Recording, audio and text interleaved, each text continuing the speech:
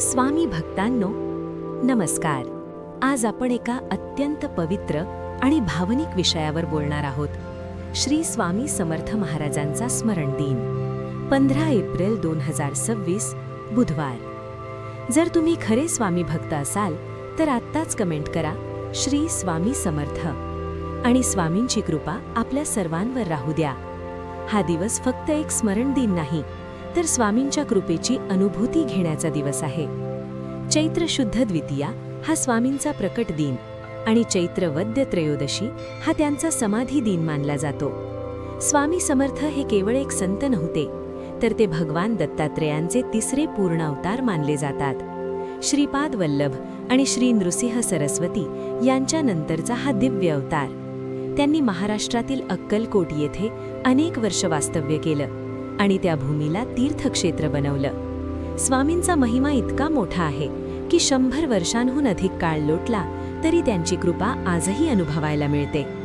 असं सांगितलं जातं की कर्दळी वन येथे त्यांनी कठोर तपश्चर्या केली. वारुळातून प्रगट होऊन ते पुन्हा भक्तांच्या कल्याणासाठी या जगात आले. यानंतर स्वामींनी भारतभर भ्रमण केलं. काशी, प्रयाग, गंगातीर आणि शेवटी अक्कलकोट येथे स्थिरावले. इसवी सन 1856 मध्ये स्वामी अक्कलकोटमध्ये आले आणि वटवृक्षाखाली बसून त्यांनी हजारो भक्तांचे जीवन बदलले. आता जाणून घेऊया स्वामी समर्थांनी समाधी कशी घेतली. इसवी सन 1878, चैत्र वद्य त्रयोदशीचा पवित्र दिवस. त्या दिवशी स्वामींनी आधीच संकेत दिले होते की आता त्यांचा अवतार कार्य संपत आले आहे. स्वामी वटवृक्षाखाली शांत बसले, ध्यान धारणेत मग्न झाले. त्यांचा श्वास हळूहळू शांत झाला आणि मध्यान्हकाळी ते पूर्ण समाधी अवस्थेत जाऊन ब्रह्मात विलीन झाले. त्या क्षणी अक्कलकोटमध्ये एक वेगळंच वातावरण होतं.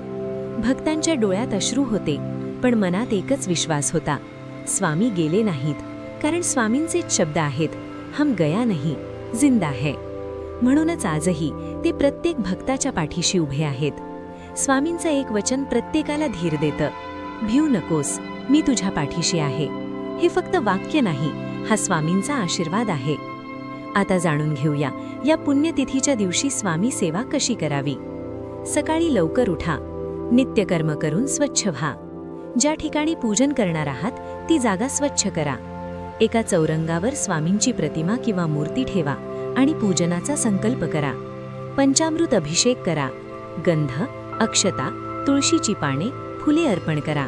धूप दीप दाखवा आणि स्वामींची आरती करा. स्वामींना आवडतील अशी पिवळ्या रंगाची फुले आणि गोड पदार्थ नैवेद्य म्हणून अर्पण करा.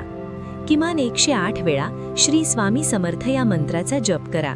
शक्य नसेल तर जितका शक्य आहे तितका करा. शक्य असल्यास अन्नदान करा आणि स्वामींचे स्तोत्र मंत्र जपा. स्वामी म्हणतात, जो माझी अनन्य भावाने भक्ती करतो त्याचा योगक्षेम मी स्वतः वाहतो. पण लक्षात ठेवा, फक्त बसून चालणार नाही. प्रपंच आणि परमार्थ दोन्ही सांभाळा. हेच स्वामींचं खऱ्या अर्थाने शिकवण आहे. मनाच्या गाभाऱ्यातून स्वामींना हाक मारा आणि मग बघा तुमच्या आयुष्यातील अडचणी कशा दूर होतात. शेवटी एकच: श्रद्धा ठेवा, विश्वास ठेवा. स्वामी कधीच आपल्या भक्तांना निराश करत नाहीत. चला सगळेजण मिळून म्हणूया, श्री स्वामी समर्थ. नमस्कार.